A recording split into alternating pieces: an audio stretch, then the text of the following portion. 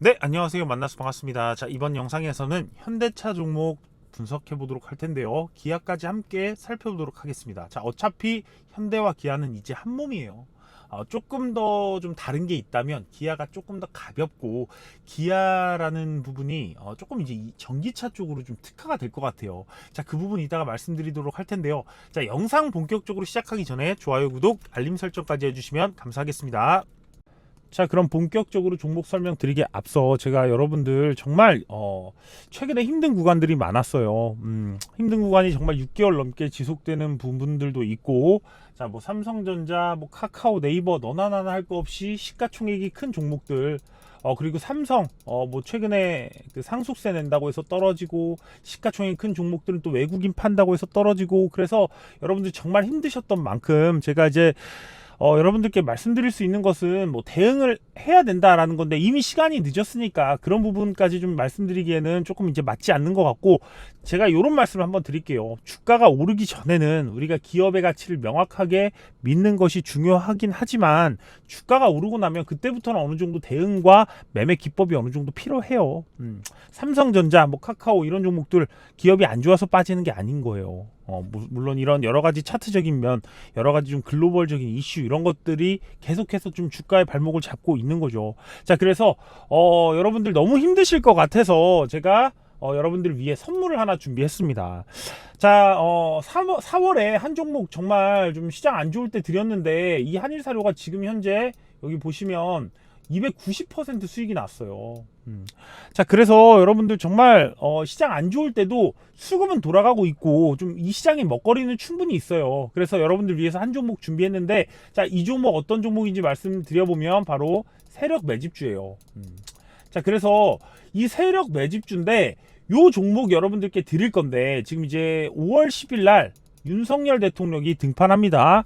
취임을 하세요. 그러면 지금부터 정말 우리가 어떤 진짜 메이저 세력이, 이 세력들이 다음 정책주를 위해서 매집을 하고 있느냐, 요거 판단하셔야 돼요. 이게 한 1년 동안 올라갈 수 있어요. 몇 배씩 폭등을 합니다. 이런 대선 정책주는 여러분들이 정말 크게 보셔야 돼요. 그래서 이런 종목들 제가 이제 드릴 건데, 최근에 여러분들께 나갔던 종목이 좀 인플레이션 관련주들이 좀 있었어요. 그래서 그런 종목들 정말 수익이 많이 났는데, 뭐 한일사료 놓치신 분들, 자, 이 종목 절대 놓치지 마시고 이 종목 꼭 받아보세요. 이 종목 위에 있는 번호로 숫자 1번 이렇게 눌러주시면, 자, 여기 보이시죠? 문자로 이렇게 1번 눌러주시면 여기 있는 종목, 자, 요런 세력 매집주 여러분들께 보내드린다는 말씀 드리면서, 자, 그러면 이제 본격적으로 좀 종목 설명 드려보겠습니다. 자, 지금 어떤 종목이든 그래요. 쉽지 않아요. 쉽지 않다. 왜 그러냐면 지금 시황, 이 시황에 대한 좀 이해가 필요해서, 자, 모든 게 그래요. 가장 중요한 거 뭐예요? 시장이에요. 그 다음에 업종이에요. 그 다음이 뭐예요? 그 다음이 종목이에요. 그 다음이 타이밍이고요. 이런 건데, 자, 지금 기본적으로 어떤 종목들이 안 좋아요? 시가총액 높은 종목들 안 좋아요. 그런데 업종 중에 뭐 좋아요? 인플레이션 업종 좋아요. 경기 민감주, 예를 들면 건설, 철강, 뭐 식품, 뭐 이런 경기 민감주들 좋아요. 근데 나머지들 싸그리 안 좋아요. 자, 그 이유가 바로 시장에 있다라는 거예요. 그래서 시장 지금 이제 일주일간 좀 비슷비슷했어요. 계속 이제 러시아에 대한 어떤 압박이 강해지고, 지금 여기도 보시면 러시아 최애국 지위를 박탈안을 가결했다. 자, 93개국 찬성으로 인권이사회 다 자격 정지했다. 러시아 경제 3월 타격이 매우 크다는 이런 보고서도 나오고 있으면서, 러시아에 대한 에너지 제재 요게 좀 가속화됐고, 지금 사실 석탄 제재까지 들어가서 지금 뭐 전 세계에서 석탄, 가스, 석유 이런 것들이 부지기수로 이제 부족해질 것 같아요. 특히 식량도 마찬가지고요. 그러니까 식량주 폭등하잖아요. 자, 그래서 요런 좀 시장이 있는데, 자, 요즘 최근에 오늘 일이 나왔던 건데, 자, 실업보험 청구 건수라고 있어요. 실업을 하는 사람들한테 돈 주는 거예요. 요 돈을 주는 건데, 실업한 사람들한테 돈을 주면 어떤 거예요? 너 돈 못 버니까 돈 줄게, 요런 거니까, 요게 최저다라는 것은, 이 돈 받는 사람이 줄었다는 것은 실제로 실업이 줄고 있다라는 거예요.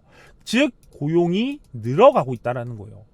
고용이 늘면 기본적으로 연준 페드라고 하죠. 연준에서는 뭐라고 하냐면 연방준비은행 뭐 이렇게 해가지고 미국에 있는 페드 뭐 달러 찍어내는 데 있어요. 달러. 제가 어렵게 말씀 안 드리려고 하나씩 조금씩 풀어서 말씀드리는 거예요. 자, 요 페드에서 여러분들 고용이 늘어야만 금리 인상을 본격적으로 시작할 수 있다고 했어요. 그 전까지는 뭐냐, 양적 완화를 한다고 했어요. 완화가 아니라 양적 긴축. 좀 다르거든요. 이 양적 긴축은 채권을 가지고 이제 이 속도를 조절하는 거예요. 채권을 사고 팔고 하면서 요거까지 말씀드리면 조금 지금까지도 좀 복잡했는데 뭐냐 하기 때문에 이건 다음에 말씀드리겠고, 자, 이제 드디어 본격적으로 금리 인상기가 왔다라는 거예요. 그러다 보니까 여기서 무슨 말이 있냐면, 자, 이제 고용도 좋아졌는데 금리 올려야지 3.5%까지. 요분은 매파적인 성향이 상당히 강한 세인트 루이스라고, 이 이름은 반드시 기억해 두세요. 이분은 항상 좀 강하게 말씀하는 그런 분이세요. 자, 그래서 연준에서도 지금 금리 올려야 된다고 하죠. 자, 그래서 5월 이후에 6월에 이제 회의가 있는데, 자, 요 때부터는 좀 본격적으로 미국도 금리를 좀 강하게 올리지 않을까 이런 생각이 들어요. 왜냐면 인플레이션이 너무 가속화되면 요거 잡으려고도 금리 인상해야 되거든요. 자, 그래서 금리를 올려서 인플레를 잡아야 된다. 근데 고용이 지금 낮으면, 이거는 고용이 낮으면 이걸 올릴 수가 없다였는데 고용이 이제 좋아지지 않느냐, 인플레이션도 높아지니까 이거 잡으려면 금리 인상해야 된다. 요 논리가 지금 처음부터 이제 작년부터 계속해서 미국이 연준이 주장해왔던 건데, 그 그림이 지금 맞아 떨어지고 있는 겁니다.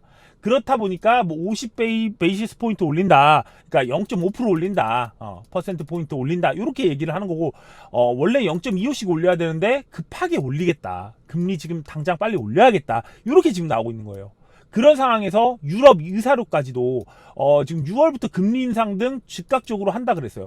원래 ECB 여기는 이제 영국이라든가 이 유럽 쪽은 기본적으로 아직 시장이 많이 우리나라나 우리나라, 중국, 미국처럼 아직 괜찮아지지가 않았어요. 러시아 때문에 더 안 좋아요. 자, 그렇다 보니까 이 통화 정책을 정상화하면, 더 금리 인상을 하면 지금 상황도 안 좋은데 더 안 좋을 것 같았어요. 그런데 지금 보시면 이 유럽에서도 정상적 즉각적 조치에 다수 동의한대요. 금리 인상 한대요. 그러니까 지금 결국은 금리 인상기가 진짜로 눈앞에 다가왔다. 자, 그렇게 좀 말씀을 드릴 수가 있겠고, 그래서 오히려 더 지금 금리 인상이 이게 마지막 우리 악재로 시장에 작용하는 게 아닐까, 이런 부분들이 마지막으로 제가 여러분들께 드리고 싶은 말이에요. 이게 이제는 드디어, 자, 그래서 기사 하나 보여드릴게요. 자, 여러분들 지금 그래서 이런 기사가 나왔어요. 나올 만한 악재가 다 나왔대요. 제가 생각해도 이제 더 이상 나올 거는 없어요. 전쟁까지 난마당에 전쟁 나면 또 주가 빠질 거 이미 다 빠졌어요. 자, 그러다 보니까 코스피 3분기에 본격적으로 반등한다고 합니다. 미국의 빅스텝은 이미 증시에 반영돼서 인플레 정점 통과론도 솔솔. 자, 지금 제가 예전에 이런 말씀 드렸는데 기억하시나요? 인플레이션주가 꼭대기까지 가서 이 개인들이 모두 다 탈 때 결국 우량주들이 바닥에서 그때부터 올라올 것이다 라고 말씀드렸던 거. 그래서 인플레이션주에 무조건적으로 올라타라, 그렇게 말씀드린 적이 예전에 있어요. 그런데 바로 지금이 딱 그 상황이에요. 이 개인들이 이 우량한 종목에서 돈을 다 빼서 드디어 그 인플레이션주에 지금 식량 폭등했죠. 식량, 뭐 예전에는 뭐 가스 뭐 이랬지만 지금은 식량, 뭐 철강, 뭐 밀, 뭐 지금 이런 쪽으로 수급이 미친 듯이 개인 수급들이 쏠리고 있어요. 자, 이럴 때 진짜 메이저들 우량주 담아요. 자, 그 부분 좀 말씀을 드릴게요. 자, 그래서 여러분들도 지금부터 요 종목도 좀 받아보시고 위에 있는 번호로 숫자 1만 보내주시면 폭등주 또 제가 한번 잡아볼게요. 한일사료 보세요. 292% 이런 거. 자, 그래서 요거 좀 이제 시황을 좀 말씀드리려고 이렇게 좀 말씀드렸고, 이제 본격적으로 차트부터 한번 설명해 보겠습니다.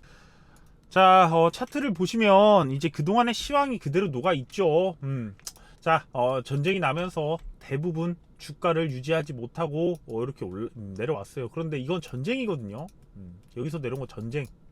자, 근데 자, 여러분들께 한번 좀 말씀드릴 게 있는데, 아직 지금 시황 들으셨잖아요. 이렇게 올라오다가 금리 인상이라는 게 또 하나 있어요. 요 금리 인상 포인트. 자, 그런데 현대차는 그 금리 인상을 좀 피해가지 않을까라는 생각을 좀 해요. 왜냐하면 기아랑 이거 같이 봐야 돼요. 아까 이제 영상 초반부에서 말씀드렸듯이 기아 같은 경우에 EV6 정말 극찬받았다. EV 뭐 7 이건 난리 난다. 이런 것들. 그리고 전기차로의 전환이 정말 빠르고요. 유럽에서의 이런 지금 이제 유럽까지 통하는 그런 자동차가 됐어요. 유럽 세계 점유율 3위. 와, 이거는 뭐 유럽의 1위 뭐예요? 독불장군 폭스바겐.